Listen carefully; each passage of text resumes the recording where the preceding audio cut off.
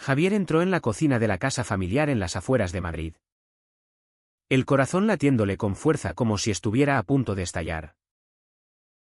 Con las manos temblorosas, miró a su madre, María, que removía el café con esa calma aparente que siempre ocultaba sus tormentas internas. Mamá. Soy gay. Soltó de golpe. Y el mundo pareció detenerse en ese instante. María dejó la cuchara. Se giró lentamente y, para sorpresa de Javier, extendió los brazos y lo envolvió en un abrazo cálido. Susurrando, «Te quiero. Hijo. Siempre te querré». Pero esa noche, mientras Javier dormía aliviado por primera vez en años, María tomó el teléfono y marcó el número de su hermana mayor, contándole todo con un tono que mezclaba preocupación y determinación, plantando la primera semilla de lo que sería una cadena de eventos devastadores. Al día siguiente, Javier se despertó con una sensación de libertad que no había conocido antes. Había estado ocultando su relación con Carlos durante 2 años, temiendo el rechazo de una familia católica tradicional en un barrio conservador de la capital española. Carlos. Un profesor de arte de 28 años. Con su sonrisa serena y su forma de ver el mundo a través de pinceladas de color. Había sido su refugio en medio de la tormenta interna. Se habían conocido en una galería de Malasaña, donde Javier, un ingeniero de 25 años que trabajaba en una firma de energías renovables, había ido a escapar de la presión de su vida doble. Ahora, con el peso quitado de sus hombros, Javier decidió invitar a Carlos a cenar en casa esa misma semana, creyendo que el abrazo de su madre era el comienzo de una nueva era. Pero María no estaba lista para esa era. Esa mañana, mientras Javier salía hacia el trabajo, ella se sentó en el salón con una taza de té, reflexionando sobre las palabras de su hijo. Recordaba su propia juventud en un pueblo de Andalucía, donde la iglesia dictaba cada paso y las apariencias lo eran todo. Su marido, fallecido hacía 5 años, había sido un hombre estricto que jamás habría tolerado algo así. Esto no puede ser, murmuró para sí misma, sintiendo un nudo en el estómago. No odiaba a Javier, al contrario. Lo amaba con una intensidad posesiva que la impulsaba a protegerlo de lo que consideraba un error. Llamó a su confesor, el padre Ruiz, y le contó la confesión de su hijo, buscando guía. El sacerdote, con voz grave, le aconsejó oración y discreción. Pero María interpretó sus palabras como un mandato para actuar. Esa tarde, visitó a su vecina más cercana, doña Carmen, una chismosa empedernida, y entre lágrimas fingidas, dejó caer la preocupación por Javier, sabiendo que el rumor se extendería como un incendio forestal. Javier notó el primer cambio sutil cuando volvió del trabajo. Su madre lo recibió con una sonrisa forzada, preguntándole sobre su día con un interés inusual. Durante la cena, mencionó casualmente a un primo lejano que se había curado de esas confusiones gracias a terapia. Javier frunció el ceño, pero lo atribuyó al shock inicial.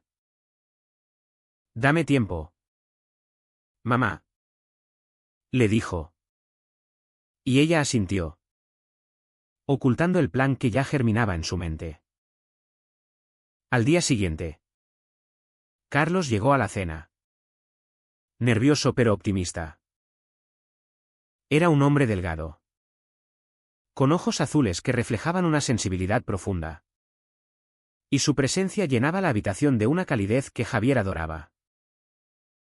La velada empezó bien, risas, anécdotas sobre viajes por España, Pero María observaba cada gesto, cada roce accidental, con una mirada que Javier no supo interpretar.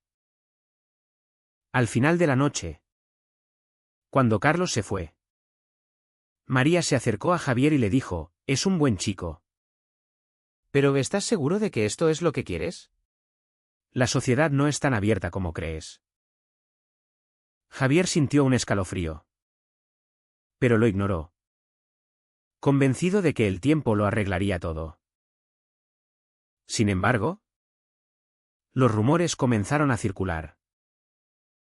En el trabajo, un compañero le hizo un comentario ambiguo sobre elecciones personales. Y Javier se dio cuenta de que algo andaba mal. Llamó a su madre. Pero ella lo negó todo, jurando que solo había hablado con la familia para buscar apoyo. Esa noche, Javier confrontó a su tía, quien admitió haberlo discutido en una reunión familiar. Tu madre está preocupada por ti, Javier. Quiere lo mejor. El conflicto interno de Javier empezó a crecer, amaba a su madre, pero sentía la traición como un puñal. Decidió hablar con Carlos, quien lo animó a ser firme. No puedes vivir en el armario para siempre, le dijo. Y Javier asintió. Pero en su interior, dudaba si había tomado la decisión correcta al salir del armario tan pronto. María, por su parte, no se detenía, convencida de que estaba salvando a su hijo de un camino de sufrimiento. Contactó a un psicólogo conservador recomendado por el padre Ruiz. Le pidió a Javier que asistiera a una sesión para hablar de sus sentimientos, presentándolo como ayuda para el estrés laboral. Javier, queriendo mantener la paz, accedió. En la sesión, el terapeuta insinuó que su orientación podría ser una fase influenciada por la sociedad moderna. Javier salió furioso, sintiendo que su identidad era cuestionada. Confrontó a su madre esa noche. ¿Por qué haces esto? Dijiste que me querías. María lloró, abrazándolo de nuevo, precisamente porque te quiero. No quiero que sufras. Pero sus acciones decían lo contrario. Empezó a invitar a amigas solteras a casa, sugiriendo citas sutilmente. Y Javier se sintió atrapado en una red de manipulación. El punto de quiebre llegó cuando María encontró una foto de Javier y Carlos en el teléfono de su hijo. En lugar de confrontarlo directamente, la envió anónimamente a la empresa de Javier, acompañada de un mensaje que insinuaba conducta inapropiada. Al día siguiente, Javier fue llamado por su jefe. ¿Quién? Aunque progresista, le advirtió sobre posibles tensiones en el equipo. Javier estalló en casa. ¿Fuiste tú? ¿Cómo pudiste? María lo negó al principio, pero luego confesó, argumentando que era por su bien. La gente habla. Hijo, quiero que tengas una vida normal. Javier, herido, se mudó temporalmente con Carlos. Pero el daño estaba hecho. Su relación con su madre se resquebrajaba. Y el conflicto interno lo consumía. Debía cortar lazos o intentar salvarla. Viviendo con Carlos en su pequeño apartamento en el centro de Madrid, Javier sintió por primera vez una libertad genuina, pero también un vacío profundo. Carlos, con su paciencia infinita, lo apoyaba en cada paso, cocinando paellas improvisadas y pintando retratos que capturaban la esencia de Javier, un hombre fuerte por fuera, pero vulnerable en su interior. Sin embargo, la ausencia de su madre pesaba como una losa. Javier la llamaba a diario, pero las conversaciones eran tensas. llenas de reproches velados. María. Sola en la casa grande. Se arrepentía a medias. Pero su convicción religiosa la impulsaba a seguir. Contactó a más familiares, organizando una intervención familiar disfrazada de cena de cumpleaños. Invitó a tíos, primos y hasta al padre Ruiz. Todos alineados con su visión conservadora. Cuando Javier llegó a la cena, creyendo que era un gesto de reconciliación, se encontró con una emboscada. Sentado en la cabecera de la mesa, el padre Ruiz inició: Javier, tu madre nos ha contado. Estamos aquí para ayudarte a encontrar el camino correcto. Las palabras cayeron como bombas. Un tío. Un empresario tradicional de Sevilla. Agregó: esto no es natural. Chico. Piensa en el legado familiar. Javier miró a su madre, buscando una explicación. Pero ella evitó su mirada, sorbiendo su vino con manos temblorosas. Carlos, que había insistido en acompañarlo, se levantó: esto es inaceptable. Javier no necesita ser arreglado. La discusión escaló, con acusaciones de influencias externas y presiones sociales. Javier, dividido entre la lealtad familiar y su amor por Carlos, explotó: basta. Soy quien soy. Y si no lo aceptan, me iré para siempre. Salió furioso, con Carlos a su lado. Pero en el coche, lloró como un niño, cuestionando si valía la pena el dolor. María, devastada por la escena, se refugió en la iglesia al día siguiente. El padre Ruiz la consoló, pero en su interior dudaba. Había visto casos similares en la parroquia, donde familias se rompían por intransigencia. Sin embargo, María decidió escalar. Contactó al jefe de Javier, un viejo amigo de la familia, y le expresó su preocupación por la estabilidad emocional de su hijo. Días después, Javier fue pasado por alto para un ascenso.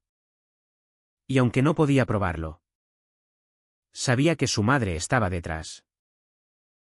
El conflicto interno lo carcomía, amaba su carrera. Pero ahora se sentía expuesto, vulnerable a los prejuicios. Carlos lo animaba a denunciar. Pero Javier temía el escándalo en una sociedad española que, aunque progresista en leyes, aún albergaba bolsas de conservadurismo en los círculos profesionales. Decidido a contraatacar, Javier organizó una reunión con amigos progresistas en un bar de Chueca, el barrio gay de Madrid. Allí, compartió su historia, recibiendo apoyo que lo fortaleció. Uno de ellos, un activista LGBT, le sugirió terapia real, no la manipulada por su madre. Javier asistió. Y por primera vez, exploró sus emociones sin juicios: el miedo al rechazo, la culpa por decepcionar a su familia, la rabia por la traición. Mientras tanto, María enfrentaba su propio tormento. Sus hermanas la cuestionaban: ¿no estás yendo demasiado lejos? Pero ella se aferraba a sus creencias, visitando grupos de apoyo para padres de hijos confundidos, donde reforzaban su idea de que el amor duro era necesario. La tensión alcanzó un nuevo pico cuando Javier descubrió que María había congelado sus ahorros conjuntos, argumentando que era para protegerlo de malas decisiones. Furioso, la confrontó en persona: esto no es amor, mamá. Es control. María, con lágrimas, Respondió, todo lo que hago es por ti. La sociedad te destruirá si sigues así. Javier vio en sus ojos no odio, sino miedo profundo, arraigado en generaciones de represión. Esa noche, con Carlos, debatió si perdonarla o cortar lazos definitivos. Carlos, que había perdido a su propia familia por similar razones, aconsejó paciencia, el cambio viene con tiempo, pero no a costa de tu salud mental. Javier decidió dar un ultimátum, aceptación total o distancia. Pero María no cedió. En cambio, escaló contactando a exnovias de Javier de su juventud, animándolas a reconectarse, sembrando dudas en su mente. Una de ellas, Ana, lo llamó. Y aunque Javier la rechazó cortésmente, el incidente plantó semillas de inseguridad. ¿Y si su madre tenía razón? ¿Y si su orientación era una fase? El conflicto interno lo llevó a una crisis, noches de insomnio. Discusiones con Carlos sobre lealtad y sacrificio. Carlos, herido por las dudas de Javier, consideró romper, no puedo competir con tu familia. Javier, aterrorizado por perderlo, reafirmó su compromiso. Pero el precio era alto, su confianza se erosionaba. En medio de esto, un evento social amplificó el drama. Javier y Carlos asistieron a una boda de un amigo común, donde se encontraron con parientes lejanos. Los murmullos y miradas juzgadoras confirmaron que los rumores habían llegado lejos. Javier confrontó a un primo, esto es por mi madre. ¿Verdad? El primo admitió. Y Javier sintió la traición como un golpe físico. De vuelta a casa, decidió actuar, publicó en redes sociales una foto con Carlos, declarando su amor públicamente. La respuesta fue mixta, apoyo de amigos. Silencio de familia. María, al verlo, sufrió un colapso emocional. Hospitalizada por estrés. Javier corrió a su lado, dividido entre culpa y rabia. ¿Ves lo que has causado?, le dijo ella débilmente. Javier respondió, no. Mamá. ¿Ves lo que tú has causado? El hospital se convirtió en un campo de batalla emocional, donde decisiones pasadas pesaban como cadenas. La hospitalización de María marcó un turning point en la espiral de conflictos. Javier, sentado junto a su cama, observaba cómo la mujer fuerte que lo había criado ahora parecía frágil, conectada a monitores que pitaban rítmicamente. Carlos esperaba fuera, respetando el espacio familiar. Pero su presencia era un recordatorio constante de la división. Los médicos diagnosticaron agotamiento emocional, agravado por hipertensión, y recomendaron reposo y terapia. Javier insistió en que María viera a un psicólogo neutral, no influenciado por la Iglesia. Ella accedió a regañadientes. Pero en las sesiones, defendía sus acciones, solo quería protegerlo de un mundo cruel. El terapeuta, una mujer progresista, cuestionó sus prejuicios, plantando semillas de duda en María. Por primera vez, ella consideró si su amor era en realidad control disfrazado de protección. Mientras María se recuperaba, Javier enfrentaba repercusiones en su trabajo. El ascenso perdido lo motivó a buscar un nuevo empleo. Pero las entrevistas revelaban prejuicios sutiles, preguntas sobre estabilidad personal que lo hacían sentir expuesto. En un reclutador mencionó rumores. Y Javier supo que la red de María llegaba lejos. Decidió demandar por discriminación. Un paso audaz que requería valor. Carlos lo apoyó.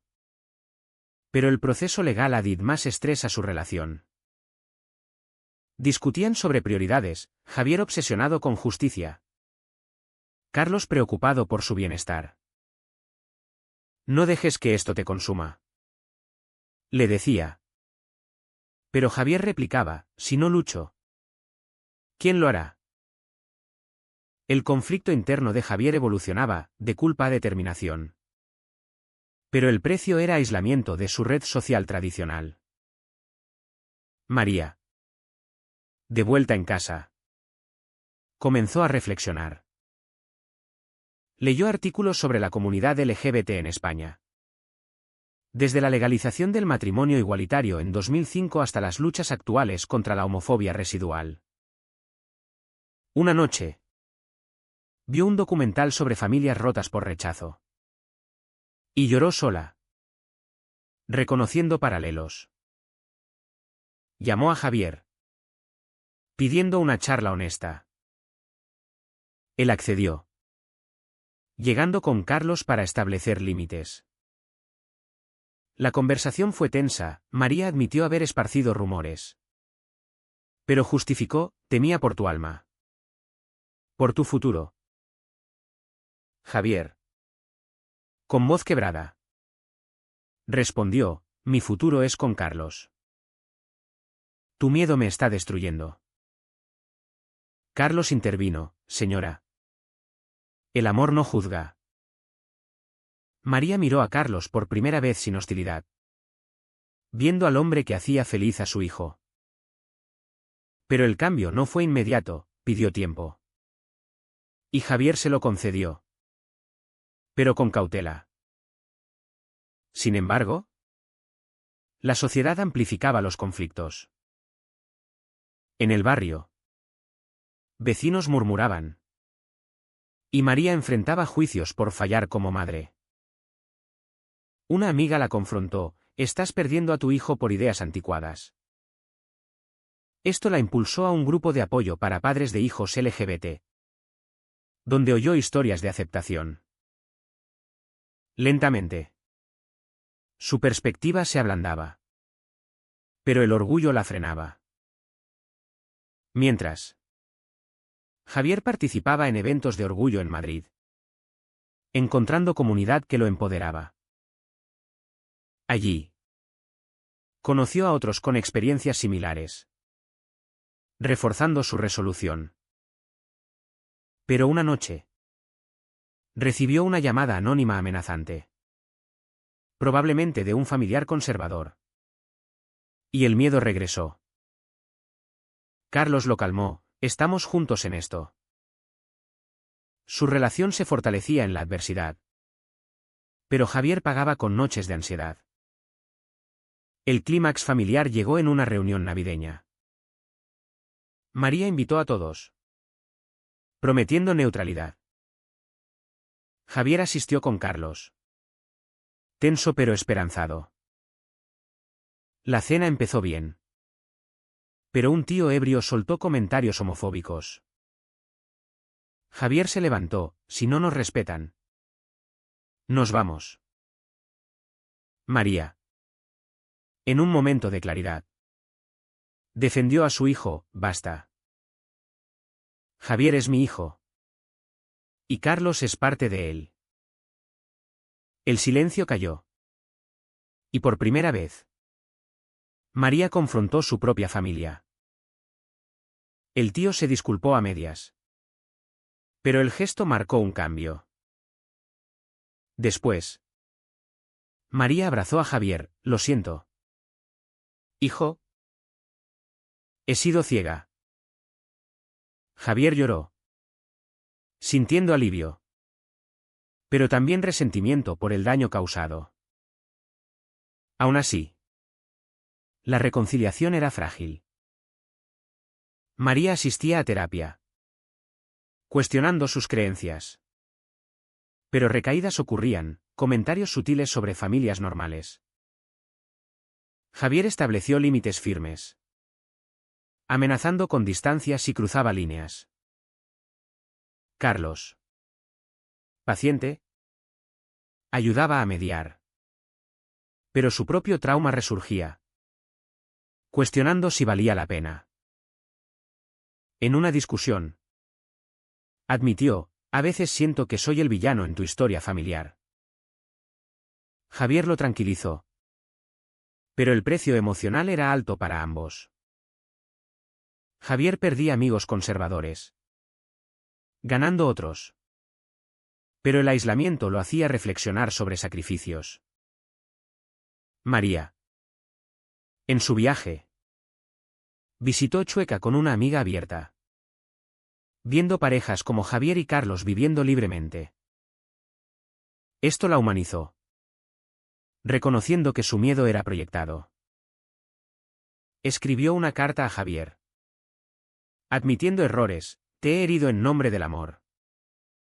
Pero era mi egoísmo.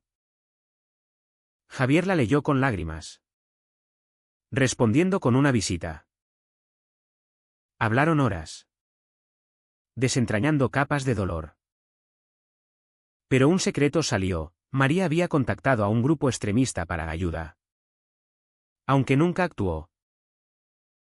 Javier, traicionado de nuevo, se alejó temporalmente.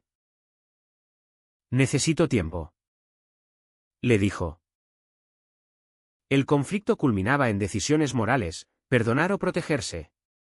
María, sola, enfrentaba el vacío de sus acciones. Tras semanas de distancia, Javier reflexionaba en su apartamento, rodeado de pinturas de Carlos que capturaban momentos de su relación: un beso bajo la lluvia en la Plaza Mayor, una mirada compartida en el retiro. Carlos, con su optimismo, lo impulsaba a reconectar: el odio no se vence con más odio. Javier accedió a una última charla con María, en un café neutral en el centro de Madrid. Llegó temprano, nervioso, repasando mentalmente los daños, la carrera estancada, la confianza rota, el estrés que había afectado su salud. María apareció, con ojeras que delataban noches de insomnio, y se sentó con humildad inusual. He estado pensando en todo lo que has pasado por mi culpa. Empezó. Javier escuchó, pero replicó: no es solo pensar. Mamá, son acciones que han cambiado mi vida. La conversación profundizó en matices éticos. María admitió sus prejuicios, influenciados por una educación rígida en la España franquista residual. Creí que te salvaba, pero te empujaba al abismo. Javier compartió su dolor, el miedo constante, las dudas sobre su valor. Carlos, uniéndose más tarde, agregó perspectiva: la sociedad cambia, pero las familias deben liderar. María, por primera vez, pidió perdón genuino, prometiendo apoyo público. Javier, escéptico, exigió pruebas: asistir a un evento LGBT juntos. María aceptó. Un paso enorme para ella. En el evento, rodeados de banderas arcoíris, María vio la alegría, no el pecado, y abrazó a Javier públicamente. Fue un momento de redención. Pero Javier sabía que la curación tomaría tiempo. Sin embargo, repercusiones persistían. En el trabajo, Javier ganó la demanda por discriminación, recibiendo compensación y un nuevo puesto en una firma inclusiva. Pero el proceso expuso detalles familiares, atrayendo atención mediática local. Un periódico publicó una historia anónima sobre una madre conservadora vs. su hijo gay. Y aunque nombres eran omitidos, María se sintió expuesta. Vecinos la juzgaban. Y ella enfrentaba el mismo rechazo que había infligido. En una crisis. Llamó a Javier: ahora entiendo tu dolor. Él la consoló. Pero advirtió: las acciones tienen consecuencias. María, transformada, se unió a un grupo de advocacy, hablando sobre su viaje para ayudar a otros padres. Carlos y Javier, fortalecidos, planearon un futuro: mudarse a Barcelona para un nuevo comienzo. Pero un giro final surgió cuando María reveló una carta de su difunto marido, admitiendo sus propios secretos reprimidos. Tu padre luchó con algo similar, confesó. Esto sacudió a Javier, recontextualizando su infancia, las distancias emocionales, las expectativas rígidas. ¿Era María una víctima cíclica? El descubrimiento impulsó empatía, pero también rabia por generaciones de silencio. Decidieron terapia familiar, un compromiso mutuo. En el clímax emocional, durante una sesión, María confrontó sus demonios: he pagado con soledad. Pero tú has pagado más. Javier, llorando, perdonó parcialmente: el perdón no borra el daño, pero permite avanzar. Carlos, testigo, sintió cierre para su propio pasado. La familia, fracturada pero reconstruyéndose, celebró una cena simple, donde risas genuinas emergieron. Javier vio esperanza, pero sabía que vigilaba: un paso atrás y cortaría lazos. Meses después, Javier y Carlos caminaban por la Rambla, mano en mano, libres. María los visitaba ocasionalmente, participando en su vida sin juicios. El precio había sido alto: amistades perdidas, carreras alteradas, corazones heridos. Pero el despertar colectivo valía: Javier más auténtico, Carlos más resiliente, María más abierta. La sociedad española, con sus avances y retrocesos, reflejaba su lucha. Javier reflexionaba: las decisiones morales no eran blancas o negras, sino grises llenos de sacrificios. ¿Fue el amor de una madre suficiente justificación para sus acciones destructivas? ¿O el verdadero daño radica en no cuestionar los prejuicios heredados?